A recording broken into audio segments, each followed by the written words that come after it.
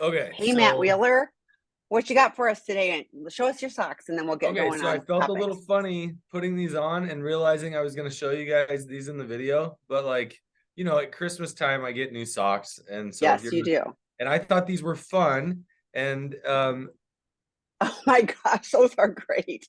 Okay, I love them. Those are okay, fun. so here's the funny part. We all need Uh-huh. this in our lives, whether we talk Yes. about it or not. And Well, think if there, about the pandemic and when no, there wasn't any. I was Oh, gonna is that bring what you're that going? up. Oh, What, there was probably plenty, but everybody was stockpiling it.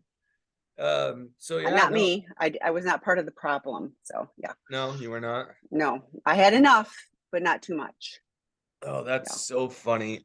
So yeah, we I saw these. They were one of the pairs that my wife got me, and I was like, oh, I'm gonna wear that. In fact, what's funny, and I'd have to take it off again, the hole in the center is like square. So the sock maker, for whatever reason, didn't make a round hole in the middle. So it'd be funny to have Mm. like thump, thump, Chunk, thump, chunk, thump. chunk. Yes, Yeah. yes, yes, You and me both are like just yes, like yeah, thinking, yep. no, So but So I have a question for you, and this is like a total aside, but yeah. um, so my husband has started sleeping. He bought sleep socks. They arrived at our house. I know, and I was like, I didn't even know there was such a thing, and they look really. He's sleeping better. Like it's. He said, yeah, there's some people that sleep better with sleep socks. So I'm kind of curious if Are you they have a like, whole. They're really thick and cushy and oh, long, okay. and yeah, Because I yeah, was they're wondering if they're like compression socks or Nope. something. Nope. No? They're squishy, soft, long sock. But he said like his REM sleep, all of it's way better. So I was, Really? as the sock expert, I was wondering if you've Well, heard of that's that. where I'm a sock expert, if you will, on just like fun random socks, but not necessarily the functionality of socks. Although I will tell you, my wife gave me a pair of socks that I could showcase on here, but probably not in their fullness, because they are like, they'll go up probably to the middle of my thighs, Oh, and they are chicken legs. Like they start at the oh, bottom as chicken hysterical. feet and they go up into chicken legs. I haven't even tried them on yet, but they're huge. Yes, those would be those. Are, yeah. So yeah, I those cannot. are like I'm not sure we're gonna see all of that on a webinar. That No, I that told you I that wasn't going to that, that, showcase I those in know all their that might glory. that might not work on that. But anyway, okay. So we digress though. So thanks for hanging out with us on a Friday afternoon. And it's cold here in Arizona. I'm freezing. It But is anyway, freezing. I know, but they're getting blizzards in other places. So if you're in a It is blizzard not as place, thank you. freezing We're as gonna warm where your some of heart. you are. Yes, exactly. So But so to what you got us, for us from a topic? yeah, well, okay, so a Yeah, topic. no, for us it's freezing. Yeah, no, for us, it totally is cold. And I had somebody the other day actually say to me, they're like, I never thought I would think Arizona is cold, but then after you're here for a couple of years and you get used to it, it's cold. And it's like, no, it's not nearly as cold as where I I, used to live, but yeah, you just kind of get used to whatever. yeah. Just like In I'm about used to 30 the heat. seconds. I don't think it's Yes, all that hot. exactly. I'm 100% with you. I used to live in Michigan and now I'm like, oh, it's freezing because it's around freezing. And I'm like, that'd be warm and balmy at this time of the year there. So, Oh, yeah, totally. yeah. Okay, so let's Okay. start out with something that man, I'm trying to think. I'm gonna bring it up a couple of different, like a couple of different things. Um, so John Gottman is a marriage researcher, and he talks about the four horsemen, and a lot of people um are like somewhat familiar with it, but I want to talk about like the anecdotes to them, really. And so one of the things he talks about is criticism and how ugly that can be for a relationship. Now, the hard part about it, from my perspective, when I see criticism happening in a relationship, it's rarely happening with like this intentional, I'm going to criticize you, I'm going to cut you down. Usually it's happening in a moment of heated pain and hurt. And I would even say oftentimes it's still not even happening on purpose, right? So we get into an argument and we don't feel understood, and we just say something like, yeah, you never listen to Hmm. me, right? you seriously don't, like, it's like you don't know how to listen. You never listen to me, right? That might come up, and that in and of itself could be a criticism, a verbal attack, or on your character or on your personality, right? You never listen. You're such a bad listener. When really what we're trying to say underneath is, man, I never feel heard. We have this argument over and over, and I never feel heard. So the anecdote is learning how, and I have to be careful how I say this, but like learning how to be accountable for what we're experiencing, right? So I can tell you that I never feel heard, but I can't tell you you aren't listening. You might be listening to the best of your ability. You might even hear and understand me, but I'm not feeling understood. And so I have to own that I'm not feeling heard. And we need to change the way we're doing this because I don't feel heard and understood. Or the other thing is, in order to change criticism, we actually have to learn to state a positive need. And so instead of, and keep in mind, I'm not telling you that by doing these positive good things that it's going to fix your relationship. These are just things we look for. But for instance, if I'm struggling to feel loved and appreciated, rather than saying to my partner, you don't show me affection, you don't tell me you care about me, right? I'm able to change it to a more positive attachment-based need, which is, I'm struggling to feel loved and appreciated. And I think what would help me feel appreciated is if you planned the date this week. That would really help me feel like I matter to you. And the way that John Gottman like teaches this, he calls that like a gentle startup. And the way I'm looking at it is, if I can take accountability and if I can ask you for something that's going to make me feel more cared about, more appreciated, then you're more likely to hear me in a positive way saying, I want to be close to you. I want to feel connected to you, rather than, if you weren't such a failure, we would already be close. We wouldn't have these problems. And the truth is more of, yeah, if we learn to connect better, we would both feel closer. So, any questions on that one? Because I got several more we can dive into, but I don't know. What, like, I want to, so I was thinking, what happens? Well, first of all, I agree with you. The always and nevers, like, those are so, they take any space out of it for any dialogue. It's like, because if you, well, and then it's also an argument, because if I say you never, then you'll start listing when you have, and so then there's just an argument, and the need isn't getting met. But I wanted to ask you, when somebody goes, well, but it's constructive criticism, can you no, seriously, I mean, because I know people go, well, they need to hear this, so can you help with that? Yeah. Well, it's always interesting. Like, it's constructive criticism. They need to hear it.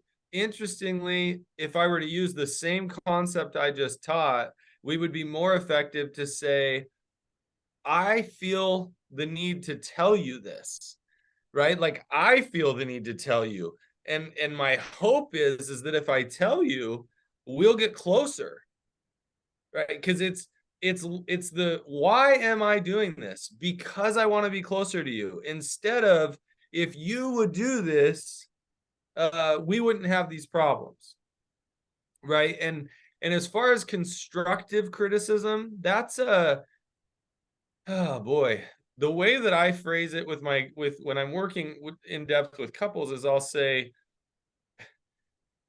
how do I say this? I don't say it exactly like this, except nobody wants to know your opinion, right? Nobody wants the constructive criticism until they're asking you for it. Hey, help me understand where I'm falling short here, because I want you to feel loved and cared about. And then you're saying, well, it's been really hard for me when you don't plan date night, or it's really hard for me when you lied to me. on the last time you had a slip up, right? I don't feel loved and cared about. Well, if I'm asking you for that, then I'm way more willing to actually take that in and go, you know what, let me think about that. I can understand where you're coming from, but I probably need to sit with that for a little bit. Right. So the constructiveness is, when is our partner, when do they actually have ears to listen? And if they're asking the question and it's not like, oh yeah, when? Tell me when, right? Okay, that it doesn't matter what you say, it's not going to be constructive. So did that answer that? Yes, no, it's helpful, but I mean, you hear that term regularly, so I was kind of like, well, you're talking about criticism. So if somebody goes, well, but it's constructive everything I give is constructive criticism, I think it's really helpful if it's asked for and invited, then yes, it can be useful. But if it's, again, I'm telling you what you need to know because I want to tell you that, and you're the problem, it's not so constructive. So Right. yes. I would change it. When it's actually constructive, it's what we would call welcomed feedback, right? Yeah, Like, yeah, yeah. I was right, gonna say then it's not even criticism. Yeah, exactly. yeah. It takes it out of that negative, because I think criticism, well, has a really negative connotation. I don't like being criticized. I am, and I live with it, obviously, but I would rather have somebody give me input and feedback of how I can do things, that would be more meaningful for our interactions, those kind of things. Hear all kinds of softer language, then I'm going to give you constructive criticism. I'm going to criticize you. Yeah. I'm willing to own my behaviors, because I need to do my personal inventories and things like that, but that's, like you said, my responsibility to do that. So Yeah, in those moments, it would be far better for us to actually say, I'm hurting and I don't know how to express my hurt other than to try and tell you to change. mhm. Um, right. But that, to say that would be a really vulnerable, you have to slow it down and even realize that's what you're doing. And I see this on both sides, right? Men, women, like we all struggle with slowing it down and staying out of criticism, and owning, here's what I'm feeling, owning what my need is, and doing it in a positive regard, right? Like, if I were to say, hey, I'm realizing I'm feeling lonely, I was wondering if we could cuddle and hug a little more often. That helps me feel like I'm cared about, right? Rather than telling the other person that they're in the wrong, and so, but that, it just takes a lot of work. Yes, and willingness. Yeah. So yeah, So more horsemen for us. I've got more, so we could either jump into questions, and then I can just cover some of the horsemen in the next coming weeks, or Perfect. Well, let's see, because maybe we'll ask some questions, and hopefully there'll be more questions. But otherwise you may come back to part two of more horsemen. So okay, yesterday, 2 weeks post the last discovery of lying, my SA texted and said he would come home to take me to lunch around noon. At 12:45, I received an apology text saying they were on their way and got tied up with a meeting they had at 11:40. That should have only lasted 20 minutes.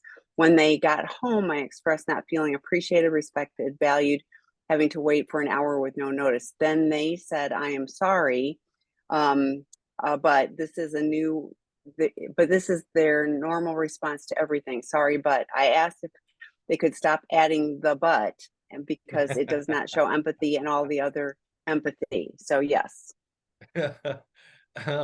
you know, it's, this one is so hard, because what I see in relationships is we have this intense need to explain our intentions. And it's this weird space that, like, if you understood me, you wouldn't be hurt. And so when somebody's hurting, we don't know how to slow down and go, oh my gosh, of course you don't feel appreciated. I totally blew it. I was late, And there's another part of me that's like, let's see. I'm trying to put the timeline together. He said he'd be home to take me to lunch around noon. Okay. Mm-hmm. So it's interesting. Take you home to lunch around noon, got tied up in an 11:40 meeting, and was only going to last 20 minutes. In my mind, that's going to now end at noon. I don't know, unless you guys live really close, he was already going to miss that. But I guess what I'm trying to point out is, we think that if somebody understood us, they wouldn't be hurting. And it's way better for us to realize that whether somebody understands us or not, we can still hurt them. And we actually need to learn to be more comfortable with their hurt, with their discomfort. And so I read this example, and your essay, as you say, probably needs to learn to be more comfortable with your hurt. And it's the strangest thing, but if they were more comfortable with their hurt, with your hurt, they would just be able to go, oh my gosh, you know what, you're right, I'm sorry. The other problem that we often run into is people will then say, but you did it again a week later. And it's like, you're right? Like, can we talk about that? I may be inviting you and I might get tied up and I might be late, and that, but yet you're still really important to me, right? Like, what does sorry mean? In this case, it sounds like they can understand that they hurt you, but they're hoping, let me take away your hurt by saying sorry and then explaining myself. And this is another example of, like, when Tammy said constructive criticism, that person should not, he or she should not be explaining their intentions until you ask, well, what happened? Right? So I'm really sorry. I can see why you don't feel appreciated and respected. I totally blew it by not letting you know. Did you still want to go out? Did you want to keep talking about this? Well, yeah, what happened?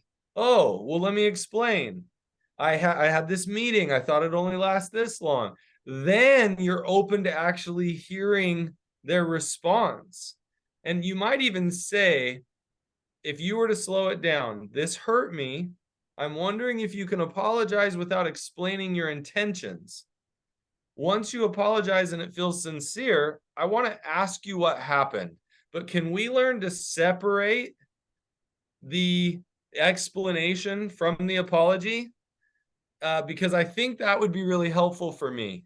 That's probably how I'm going to try and approach that, and see if I can change up that pattern that way. Tammy, what are your thoughts as I walk? I went to the timeline that you, just like you did, because I was like, okay, so at 11:40, you're starting a meeting that you think is only going to take 20 minutes. And like you said, we don't know the drive time, but at some point, like, if somebody's going to catch me and say, I need to meet with you, I would say, I have a hard stop. And, if it's a 10-minute drive, I can meet with you for 10 minutes, or we can schedule for this afternoon. Here's what I wonder about is, like, like like the priority of, like, I'm wondering how the partner feels. That's what I'm wondering how you feel, where that meeting got put as more priority than this, and whatever justification of, like, I only thought it was gonna be 20 minutes. Well, it wasn't. And it wasn't like, oh, I had a meeting at noon and I need to at least let my person know. Doesn't have to say that. I mean, it can be, I had a meeting. It doesn't have to be personal, whatever. Right. But Send a quick text message. I'm getting called into a yes, meeting. I should be done in yes, 20 minutes. exactly. I'll let you know as soon as I'm out. Yes, yes. And that, so to me, that's kind of where the whole thing started rolling downhill. And and so, like, I was even wondering, like, could we come up with a strategy, because this kind of stuff is going to happen again, where you think about the consequences, rather than having to make an apology. We're not going to do it 100% perfectly, but again, had he gone, oh, let me quick text and let this person know, and you had gone, okay, like he's in a meeting, he's let me know, we can plan differently, or we can do it tomorrow, whatever. But you would have had that knowledge, and then there wouldn't be this. That was my thought. No, and right, because really what you're looking at there is like a preventative measure, which is Oh. right, which is, I think, obviously, I mean, I hate to say it, like if we could change future behavior, it's that realization of my partner's waiting for me. I'm because of, I mean, the fact that we're on this forum, if you will, talking Mm-hmm. about it, right? I've caused a lot of pain in the past. So I want to make sure everything I do helps my partner to know that they're really important to me. And so I'm thinking about things like that. Hey, why don't we shoot for about noon? And then if something gets in my way and I'm like, I have to jump into this meeting, legitimately, I need to jump in the meeting and I might need to let my partner know that I maybe later I can't make it. And so I'm going to say, okay, hey, let me send a quick message. Hey, last minute meeting should only last 20 minutes. I'll let you know as soon as I'm out. Right. And then and that helps the partner know, oh my gosh, I feel really cared about. But the partner still, and this is learning to get comfortable with discomfort, the partner still might be going, well, that's really disappointing. I know, I'm disappointed too. Like I said, I'll let you know as soon as I'm out, and then we'll go to lunch after that. Right. Like, The tag on is drive time is close, but I did not know about the meeting. Felt like he was keeping things from me. So yeah. that's where she was coming from with this. Yep. And it's really easy for like the partner to be like, well, you always feel like I'm keeping things. And it's kind of like, well, yeah, like with the history that we have, it does feel that way. And so it's learning to be comfortable that, yeah, you know what, I hit that wound again, because I used to keep things from you, and I've been learning not to. Right. But it takes that partner slowing down, realizing that the spouse is gonna be injured by this, rather Mm-hmm. than, but let me explain to take away your pain. That never works in any No. situation. There is no situation in which somebody explained themselves and somebody else says, wow, I don't have pain any longer. Stop explaining yourselves until the person asks. And one of the things I'll do, and I noticed this in session, I did this the other day. I hit somebody's wound, and I saw them recoil, and I was like, "Oh, what just happened?" Well, I really didn't like how you said this, and I said, "Oh, that makes sense. I can see that." And then I said, "Would you like me to explain why I said it?" And their response was like, "No." And I was like, and everything inside of me is like, please, please let me explain it. Like my impulse was like, but I swear it'll help. Like, even though I know this stuff, instinctually, I wanted to explain. Then later in the session, something else came up, and it basically created a natural opportunity to talk about it. And so but that instinct inside all of us is like to explain ourselves. And it's weird when I tell people, stop doing it. Wait Yeah. till it's asked for. Yeah. I had a situation about a week ago where, I was giving information, and the person was, and I know the details. So, but they were agitated, or whatever. And I finally was like, anything I say is not going to help. I finally said, what would be helpful for me right now? And it shifted things, like, because then they were able to tell me their truth, and I just listened, and I was like, okay, so that's useful, because like what I was hearing, and like I was answering questions and all that, and that's not what they wanted. They just wanted to be heard. And I was like, okay, note to self, if it's like it's going sideways with this. So yeah. But yeah, yeah, with this one, like you mentioned something early on. You talked about getting poked, and I was like, I had this visual of an ex relationship, and the change. It was like, if you're not willing to change. And that person said to me, like, it was a relationship, we were in crisis, and we're not in a relationship anymore, but that person was like, I don't want to change, and like, if you want to change, it's fine, but I don't want to change. And so, and it was just this hard, like, you can't be in a relationship with, when there's that. But like, I had this moment of like poke when when you talked about it. I was like, wow, been there. Yeah, it's funny. I remember one time my kids taught me a really valuable lesson. We're driving in the car, and they, out of nowhere, they asked me, "Dad, what should we be looking for in like a future partner?" Wow. And at the Wow. time, yeah, I know, right? And like, I mean, they were older teenagers at the Yeah. time, and like we're just kind of dating and whatever. And I just said, it was so funny. I go, off the top of my head, number one most important thing, this is gonna strike a chord here for some of you. The number one most important thing in my mind is honesty. And that is that we are honest with each other. We don't hide things. We don't keep secrets. Now, keep in mind, I don't think that we're not allowed to have privacy, right? I think it's actually really important that we have privacy. Um, but at the same time, we have honesty. Like, we aren't keeping secrets intentionally from each other that might stir up emotion or pain or hurt. So that was the first thing. And then the second thing touches more on what you were saying. And that is, I said, a willingness to change.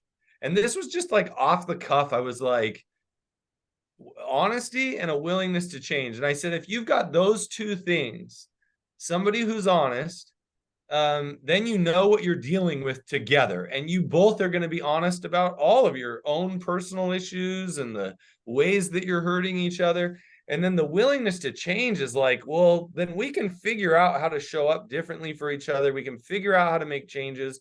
And so if I was with somebody who said, I'm unwilling to change, I'm seriously wondering, like, could this relationship ever work? Because if you don't have a willingness to change, now there are lots of people who I've seen have had a hesitancy to change, right? Like, well, I guess I'll go to Sila for a couple of weeks, even though I don't want to, but I will because I want the marriage to work. Well, then it's like, cool, go to Sila. Like, spend a couple of weeks there, figure out if this is the right, if there's changes you can make, or I guess I'll go see a therapist. It's like, hesitancy to change, sure, I get it. That's normal. But the willingness to at least explore, if somebody doesn't have that, it's hard to do a relationship. Well, he's on to multiple later. So I wish him nothing but good. Like, I have a great life. It's all good. So Yeah, I'm okay. glad we didn't choose each other. Well, we did for a while, but Oh then we yeah. don't. So yeah. So, but anyway, that's a whole drama. But We like I won't go said, there. we wish good things out to the universe, and gratitude that I'm with the person I am. Okay. Today I had an insight. I was severely abused, abandoned child. So abusive partners were normal for me. Now partner is very loving, empathetic, and understanding. That's kind of new and strange to me. How can I learn to receive this love? That's a great question. Oh, it's phenomenal. You know, the interesting part about that, when you really look at it, and I've talked to a lot of people who will describe their abuse, they'll describe their trauma from growing up, and they will often ask, like, why do I keep picking somebody like this? And it's hard. I mean, it's certainly not their fault, right? And that's the old codependent model used to say, Hmm. well, it's your fault, Right. and it's not their fault, but we also have to kind of look and go, were we comfortable with anything else, right? Hmm. Like if that's what I was used to being treated that way. I had somebody recently in a session telling me, like, I dated this really nice guy, and he was really good to me, and I was uncomfortable with it. Like, I broke it up or whatever because it just didn't feel right. It didn't feel normal. And so you look at situations like this, and it's almost like, I love that. It felt normal. And I think it's awesome that you're now in a loving, empathetic relationship.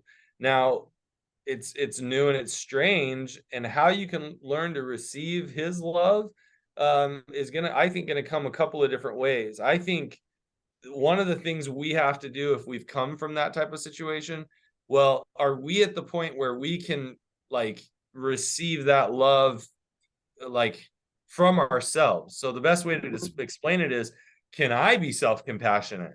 If I can be self-compassionate, it's a whole lot easier to accept compassion from others, or empathy from others. But if I can't have self-compassion and I'm beating myself up all the time, what's wrong with me? I'm so stupid, whatever, however it is that I play that tape over and over in my head, it's going to be really hard to accept any kind of love and kindness from someone else when I don't know how to even treat myself that way. And so that's one thing I teach people to work on, is like, spend time learning how to be self-compassionate. And I think, what's it, oh gosh, Neff, Kristen Neff, and Garner, I think is the other person's last name. They wrote a workbook. And that's what I tell you, grab the workbook on self-compassion and start exploring that, and find out if one of the reasons you're struggling to accept the love and empathy is your own inability to love yourself getting in the way. The other thing you've got to do, and this is really not easy, we have to learn how to actually get vulnerable, how to give them opportunities to love us. And so even better, if you create those opportunities, you ask for those opportunities. So if you're to say, hey, I'm really struggling, I recognize I need comfort, but I don't want to ask anybody for comfort. That's really scary. I'm wondering though, if you'll just cuddle with me on the, sit down and we can cuddle. And just sit there and give yourself a moment. What's it like to ask for it? When they sit down and do cuddle and you're going, okay, but what are they going to want? What are they going to want from me later now? Right? Because that may have been part of the abuse in a way. Like, if somebody does something nice, I have to do something to pay it back. So then I'm starting to sit in those loving, kind moments and asking myself, where am I getting hung up? Am I not willing to believe that it's possible and that I'm going to somehow have to pay it back? So you have to learn to get vulnerable. And you might even say to your partner, I'm going to practice getting vulnerable and figure out what all my blocks for connection are, what all my blocks for receiving are. And I'm going to journal as I go throughout the next couple months or years or whatever. And I'm going to try and figure out what my blocks are. And then I'm going to take those into therapy or into our couples counseling and talk about those blocks that are preventing me. So that there's just a couple of ideas that I think could be really helpful for you to change that dynamic. And then when you're doing self-compassion work, you'll find, and I don't really love the word, but like healthy affirmations, good affirmations are ones that attack your faulty core beliefs. So if you find that, man, I'm not worthy of being loved this much, which would be really common for somebody that's been severely abused and abandoned, you have to then counter that with, okay, no, I am a lovable person. I'm worthy of receiving love and kindness from others. And you're practicing accepting that so that when they give it, it actually flows more naturally. But you likely will have a problem the rest of your life to some degree that you have to manage if the abuse was that severe. So I was going to tag on because our mutual friend, his really, really, really good friend, Troy Love, does amazing work with, with those voices of shame and, like the abandonment, like your abandonment and abuse, you have wounds. And I love because Troy does the webinars too. And he'll say, first of all, you're worthy of being loved, like you are lovable. Like he says all that, and he stops you're like, we're going to start there and then we're going to talk about the rest. And so Yeah. I would love for you to, to work on that. And I also thought, because with those chaotic relationships, there's intensity, Yeah. and having somebody who is like calm and understanding and empathetic is probably, and I say this lovingly, a little boring, because it's like it doesn't have all the drama. So there isn't the intensity, and so it's a shift to go, oh, like I'm so used to all of this chaos, and now here we are here, and it can be a little terrifying too. So just getting valid. I love that you're here, getting validation from other people, and support, for the relationship, and like was said, the being honest about your true feelings. It's okay to say, like, it's scary, but it's okay to say, I need to share something difficult with you. Are you able to hear it? I'm not used to having somebody be caring, and so it's a little scary for me. And so I'm gonna, I may have moments where but please know, I want to try this. Like, that's Troy. scary, but it's like, wow, that's how we make a change.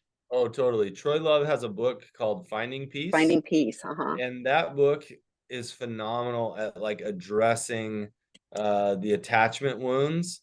He also has a retreat that he does that Been there, honestly done is that. one Yeah. of the best bargains price wise for getting work done. It's phenomenally priced. And the retreat itself is really well done. And so I highly recommend people check out his retreat as well as his book. So yeah, Tammy, you're nailing it with like those resources. Yeah, well, I personally, I'll share with this. I went through his retreat, and and I'm into recovery. I've been doing this for years, and there's still always another little layer, another Oh little yeah. layer.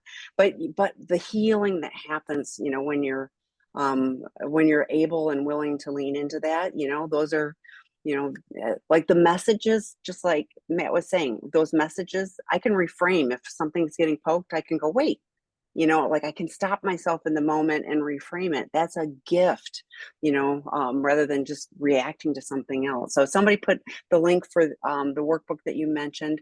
I just And copied it over to the chat. Okay, thanks. And I put the books, Troy Love's book is on our website. But yes, and you can always email me, Tammy, TAMI, at Seeking Integrity, about the Finding Peace retreat. I'm happy to help you, or you can look it up. But yeah, good stuff. And he's on the fourth Wednesday of the month. But he also does a weekly men's, we're talking about Troy nonstop. He does a weekly men's drop-in group on Friday mornings on our site, and alternating Thursdays for betrayed partners. Yeah. And he does our attachment wound work group. So Troy Oh is yeah. actively engaged with Sila and Seeking Integrity. So He is. please, He is. yes, Yeah. Troy's a phenomenal resource, and you can he check is. out lots of his stuff. Yes, He's really good. So yes. We I we laugh value because him. like he really is one of my closest friends. So Yes, anyway. I wasn't exaggerating. So okay. Yeah. So the next question, Matt, I feel like my SA husband is too confident about his recovery. Full disclosure was 5 weeks ago, and he has slacked on therapy with a CSAT over the last month. He had done an intensive leading up to the disclosure. How can I let him know addiction isn't a one and done illness? I'm very concerned about backsliding down the road if the patterns of behavior and coping skills don't change. He's in the honeymoon period, it seems, but not understanding the reality of a lifelong battle. Okay, you're probably not going to love my response. I'm going to challenge you a little bit here, but first I want to validate you. So I'm going to start by telling you that I understand your fear. I think your fears are completely valid. You have every right to be concerned about all of these things. And now hopefully it's okay. And tell me, give me feedback here if you feel like I take this in the wrong direction. But one of the problems that occurs in relationships where you have, let's say, addiction and recovery work going on is that because a spouse has felt so out of control for so long and feels so hurt and damaged, it's like they want to jump in and like, for lack of a better word, take control, right? And like, I get it, right? You have felt out of control. I just want to feel peace and I want to feel like equals in the relationship. But unless he's asking you your opinion about his recovery, I don't know that you can do that. It's going to look like you're telling him that he's not doing good recovery, and I'm worried about like an unhealthy power dynamic. So what I'm going to recommend here is you can let him know I'm feeling some fear. I'm feeling some concern. It appears to me like maybe you're taking a break or you're backing down from your recovery. And so if I'm not seeing that correctly, help me. Um, and I'm curious, like, is your therapist on board with this? Does this seem right to them? Like, what's your feedback there? Because I'm worried that if you slip up again or move back into old behavior, it's going to undo some of the healing that we've done together. And so this is really scary to me. And I'm hoping you can comfort me, maybe reassure me if that's what I'm needing, right? Reassure me that you're taking this serious, that you're committed. But I'm gonna, as a partner, try not to take the approach of how can I tell him that you're overconfident, you're too confident. That was the word you used. That you're too confident and that you're in a honeymoon stage. That's going to come out as criticism and being critical, as opposed to you owning, hey, I have these fears. My fears are legitimate. But then you're handing over their recovery and you're letting him do it. Talk to your therapist, or um, and ask if this feels right, if this is a good course of action. I guess I'm just scared and I don't want to see us um, digress in our progress, if that makes sense. But be careful, because you don't want to be in a parental role. And it's real easy to slide up in there when we get scared, especially when what hurt us was them acting childish for so long, if that makes any sense. And so I think it's really important to, as you take all of those concerns, own it. And as bad as this sounds, we have to surrender that they have to figure out their recovery. They have to fail in their recovery. I shouldn't say fail. That's too fatal. They have to learn to struggle through and figure things out without feeling like their recovery is about trying to appease and please you. But I do appreciate, like, I see that happen where they think, oh, we did the disclosure. You know what? All right, we can settle down. We can chill. And it's like, you're right. No, that was just one step. Let's keep moving. But sometimes they have to come to that realization, and unfortunately, it hurts a partner as they learn to do that. I think they just added more, right? Are you muted? I was, because we're probably under attack by Amazon and my dog was going nuts. So I was, yeah. Under And I attack. was thinking, yeah, and I'll continue, but I was thinking, it's like you were saying, healthy boundaries. So if you see him slacking and, you voice concern, then the healthy boundaries for you are like, I see that you are doing, we always say it's actions, not words, so I see by your actions that you are not leaning into the recovery work. So I'm going to need to, I'm going to need to pull my circle my wagons, I'm going to need to take care of me in a different way. But she continued, and I assume it says anonymous, so it's an assumption. Yes, I understand what you're saying. I'm also a child of an alcoholic who had many relapses, so that's my frame of reference, but I don't Right. want to micromanage either. He's also been slacking on completing the disclosure. It wasn't complete before, and setting up a polygraph, but I did communicate I need that done to be safe. So he's supposed to complete in the next 2 weeks. I definitely very scared of operating in a place of fear. I added the American psychology. I mean, everybody thinks that you're going to be safe if you get a polygraph, and they measure stress. They do not measure honesty. So, Matt has talked about honesty, but they measure stress, not honesty. And I had done a lot of research, but now I found that the American Psychological Association has, they do not recommend polygraphs for mental health, things. So I included the link.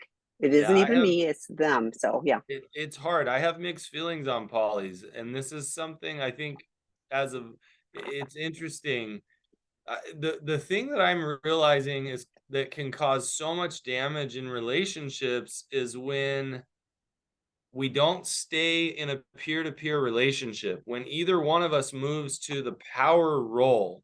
And so if somebody's acting out an addiction and not sharing, like not being honest in their disclosure, that's a power role that's unhealthy, right? It's like, hey, I'm going to be honest with you, and even if you leave me, I need to be honest with you about where I'm at in my life, right? Mm-hmm. And Mm-hmm. and so and at the same time, if I find out that they're struggling in their addiction and I move to a power role of, okay, here's what you have to do, and here's what your recovery needs to look like. I get it. It's common for us to do that because we love the person and we just want to feel safe. But I've found that the more we can keep that relationship in a healthy, equal position, the more that we as a couple learn to actually show up for each other. But it's hard to do that, right? Especially in recovery. It's like, do I think that there are times where a full disclosure isn't wanted or needed by a partner, and that's good. Don't do one if it's going to cause more damage, and it really can. I think ITAP, the statistics were 10% of people say that the disclosure wasn't helpful or was damaging. And so we need to look and realize that sometimes we create these protocols for like, okay, so we have to have a disclosure. Actually, I don't know that we always need it as much. Yes, we want to figure out what a frame of honesty looks like. And sometimes if somebody says, I've looked at the disclosure process, I really think this is why it would be helpful for me, and they've explored that with their therapist, then do a disclosure, if that makes sense. But it does create a position where I've seen often the partner preparing the disclosure is like, this is torture. Well, okay, why is it torture? Because you're wanting to hide stuff, or because this doesn't feel appropriate in some way? They need to work through that. We all need to be making decisions in our recovery for ourselves, and face the fact that it may not always line up with, well, the person in my group said disclosure and then polygraph. Well, but if that isn't what you need, don't do it. You're going to cause yourself damage. So I say that because I think it's just too easy to like think we have it all figured out. Here's the order of operations for healing. Everybody's got to figure out this journey, and sometimes that unhealthy power dynamic actually makes it worse. So I hope this makes sense. When you said in your comment here, I'm also a child of an alcoholic who had relapses, so that's my frame of reference. I actually love that you said that, because what you're doing is owning, I have hurt from my partner that mimics hurt from my childhood. I'm going to try and work on this before I take major action in my relationship, because I might be trying to heal my inner child by pushing my spouse to do something that I wish my parent had done, if that makes sense. So I love that you're experiencing that and owning it. I love that you recognize you don't want to micromanage. I do think your intuition might be, I shouldn't say might, is most likely dead on. The issue is you couldn't micromanage it as a kid. You can't micromanage it as an adult. And so you may have to let them struggle through the process of learning to be honest.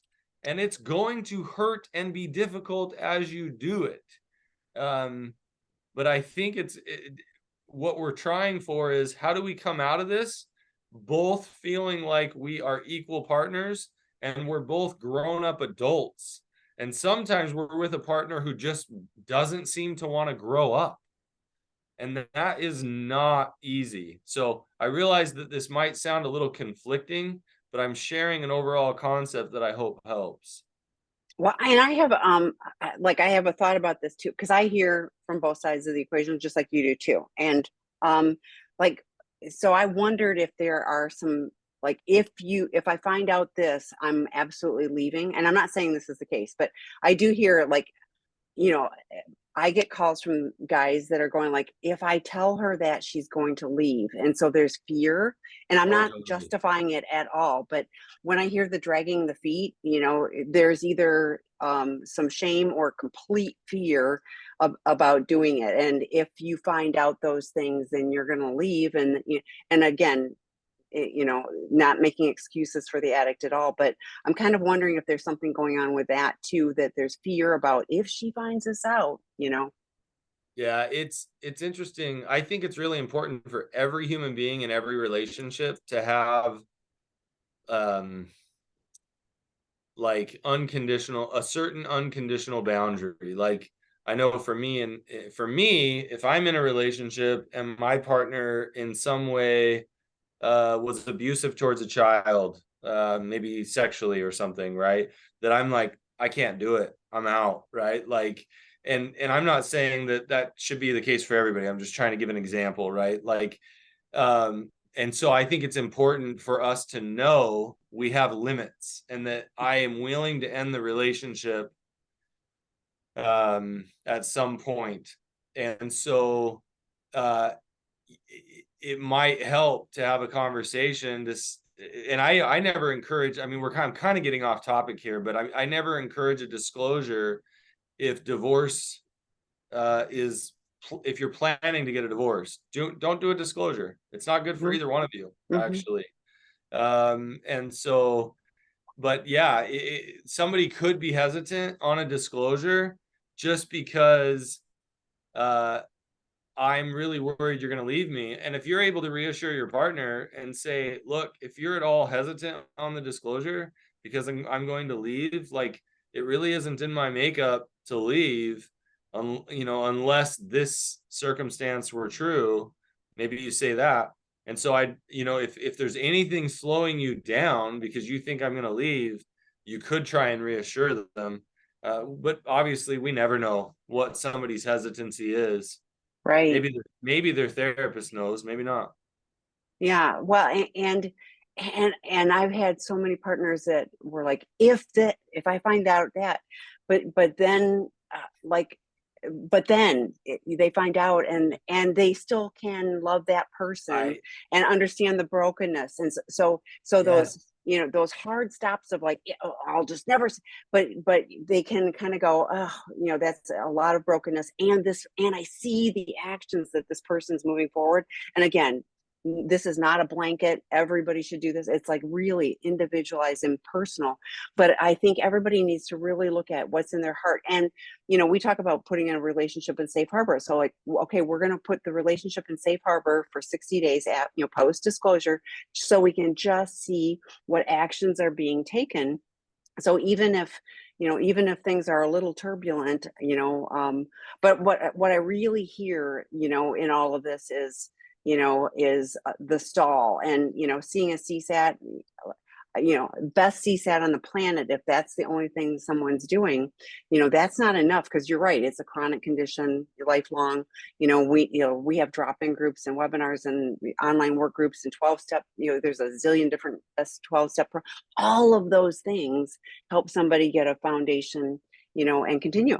I've been in recovery a long time. I still go to my 12-step meetings, and it's not because I think I'm going to act out today or whatever. It just right. helps me ground, and it reminds me, lest I forget, of what it's like, because there's newcomers coming in all the time that remind me, oh, it's still bad out there, and I don't want to. Still I don't bad want to out. go back out. It's still Yeah, bad. Thanks for reminding me. It's still bad. I don't need to do yeah. that. I have a good life. I don't want to do that. So there's a lot there, but what I really healthy boundaries for you. So like, if his actions are showing he's not safe, and he's like kind of slipping back, healthy boundaries for you. personal boundaries around, finances, physical, sleeping in separate rooms or whatever. So financial, emotional, physical, and spiritual, or Troy uses relational, but yeah, whatever. It's, around those things, and they're for your safety. They're not about his behaviors. They're absolutely for your safety. What do you need to do to take care of you? And again, I always think of like the moat, like a castle with a moat. And if somebody's not being safe, it's like those little drawbridges are going to come up. I'll let them back down, if somebody gets to be safe again. But I need to take care of myself, and I put my little Kevlar shield on, if somebody's not safe, until they can show me, that their actions are, are safe for me to be around them again. So I think, and it makes sense. Thank you for offering a different point of view, is the comment. So, and we are coming up on, yeah, go ahead. I love that little series of questions right Yeah. there. Like, I love it because that is so normal to what is happening in a relationship. And I would argue at any given time, one person is moving faster in the relationship, in their recovery, than the other person. And it's easy for us to get stuck in that space and be frustrated and fearful because of our wounds. And it's, I don't think there's an easy answer for anybody. No. But trying to figure out how to maintain that healthy equality in the relationship is really hard. Yeah. But yeah, I often refer to Dr. Stan Tatkin's podcast with Dr. Rob on We Do, and he talks. It was January of 2019. I found it, but it talks about, in a healthy relationship, we are focused on what's good for the relationship. We are doing the things that will help build the relationship. And with an addict, when you're stuck in me, and I'm closing in my world because I'm scared. I'm scared to connect with you in a real and meaningful way. I'm scared to do disclosure. I'm scared to, to really lean into the recovery. That keeps the relationship from being able to move forward. But we are healthier emotionally, physically, everything, in a paired relationship, if we're in a healthy relationship. So it's worth the effort, is my point. It's worth the effort to pursue it and continue. Worth the effort. Exactly. So thank you so much, Matt. Thanks for all the great questions, everyone. And we'll see you in a couple of weeks. All right. And Debbie will be on next week. All right. Bye-bye. Bye.